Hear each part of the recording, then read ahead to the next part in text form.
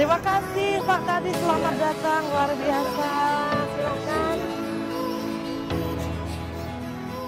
Ya, Assalamualaikum warahmatullahi wabarakatuh. Alhamdulillahirabbil alamin. Jumpa kembali bersama dengan saya Idit Admi dalam rangkaian talkshow pemerintah daerah Kota Waringin Barat melalui kontrak kerja Dinas Komunikasi Informatika Statistik dan Persandian Kota Waringin Barat, yang hari ini kerjasama kita adalah talkshow bersama dengan Satuan Organisasi Perangkat Daerah Kota Waringin Barat, yaitu Dinas PUPR, Pekerjaan Umum dan Penataan Ruang Kabupaten Kota Waringin Barat.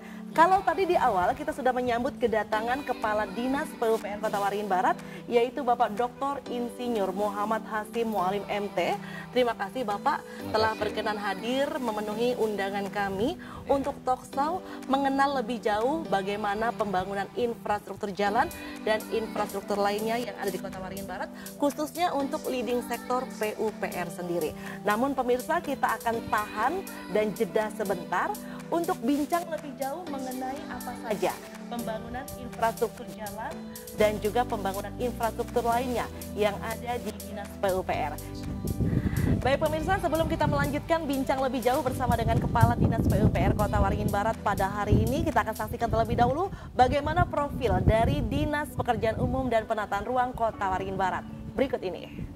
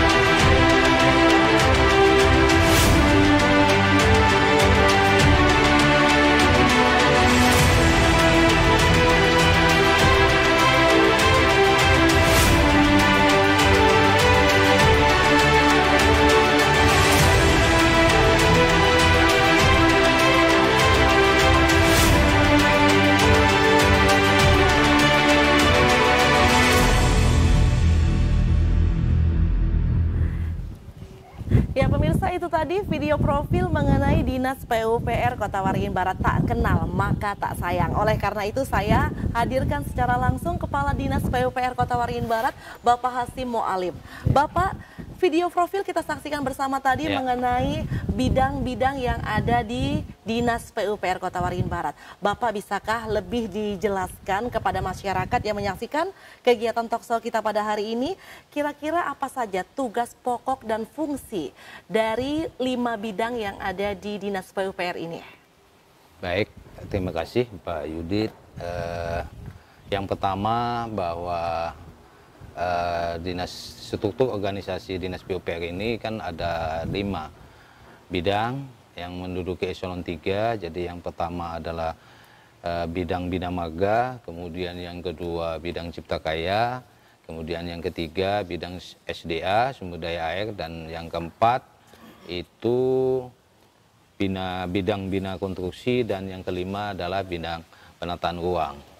Nah, ini masing-masing mempunyai tupoksi yang beda-beda, termasuk terutama yang pertama adalah di bidang Bina Marga.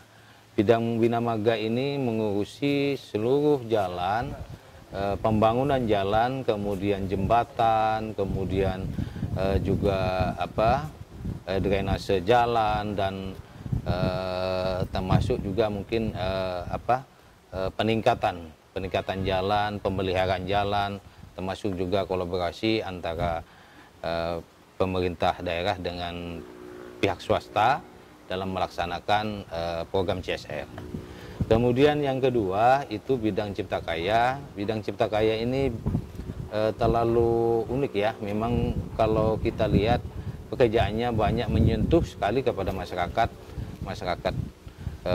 tingkat bawah sampai ke tingkat yang paling atas, yaitu bidang ini mengelola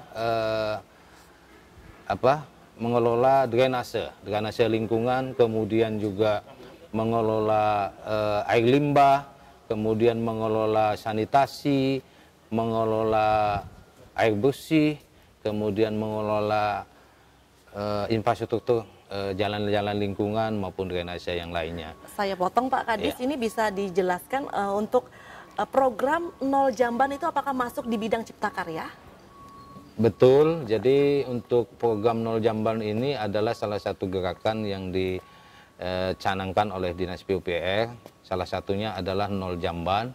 Nah, itu adalah program di bidang Cipta Karya.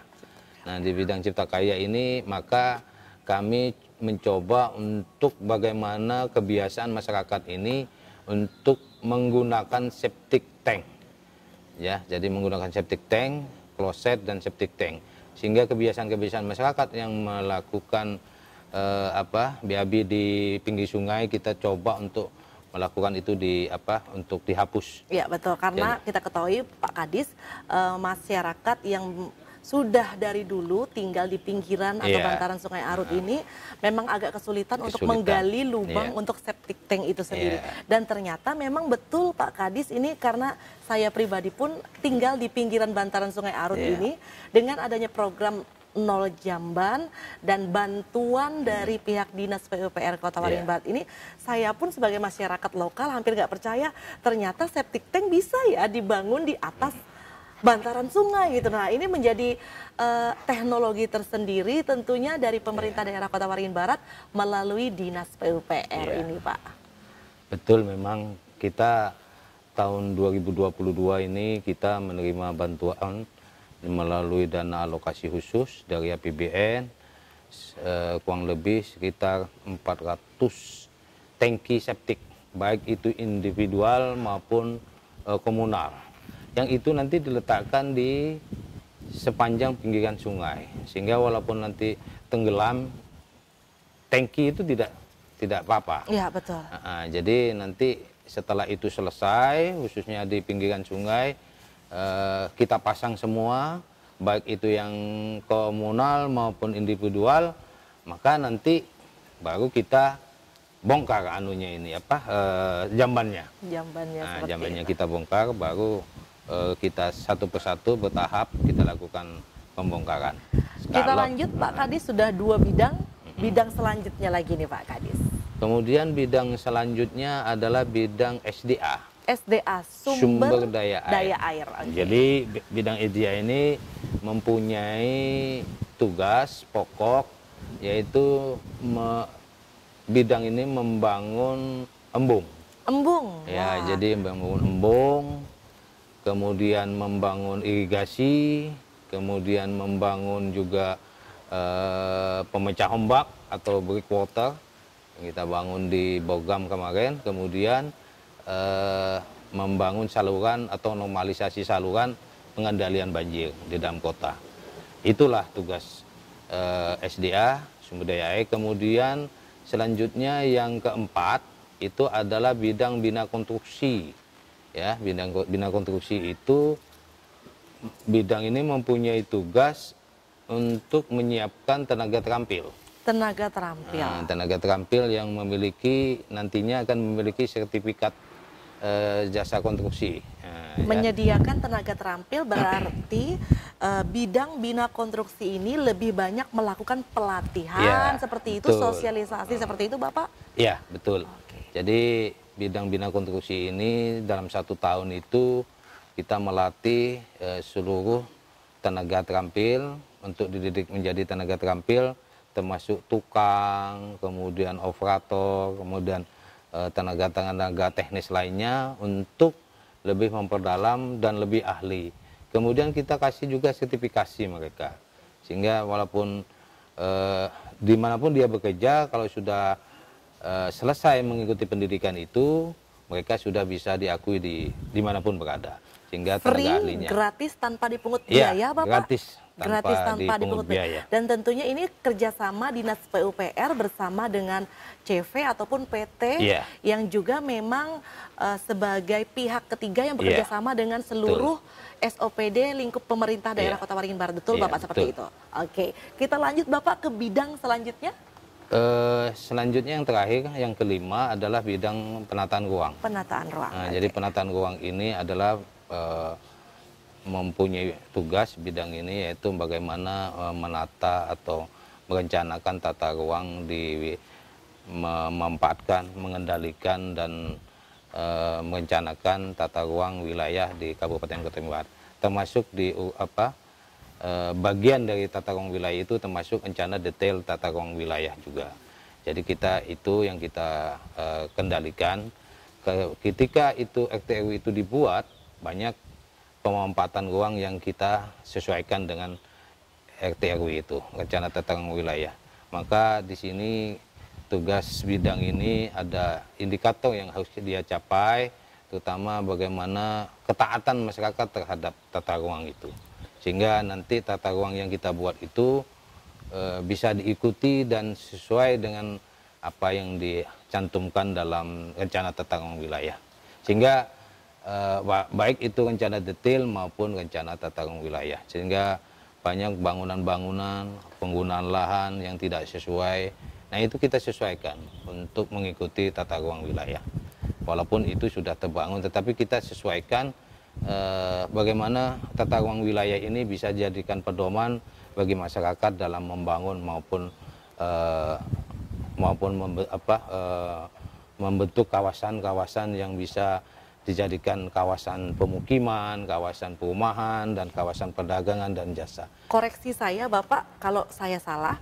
Sebelumnya PUPR hanya sebagai Dinas Pekerjaan Umum tanpa PR, penataan ruangnya seperti itu.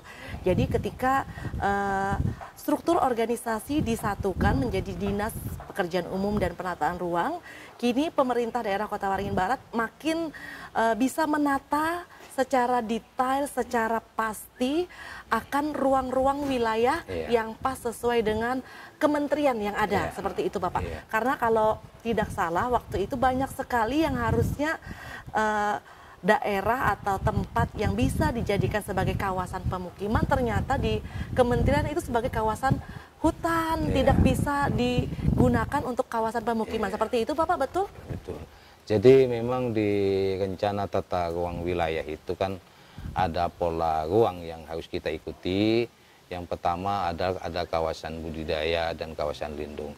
Di situ kawasan budidaya maupun kawasan lindung itu beda-beda. Termasuk pemanfaatannya juga ada hutan produksi, ada hutan produksi yang dikonversi. Jadi ada APL yang memang kita nanti itulah yang bisa kita gunakan.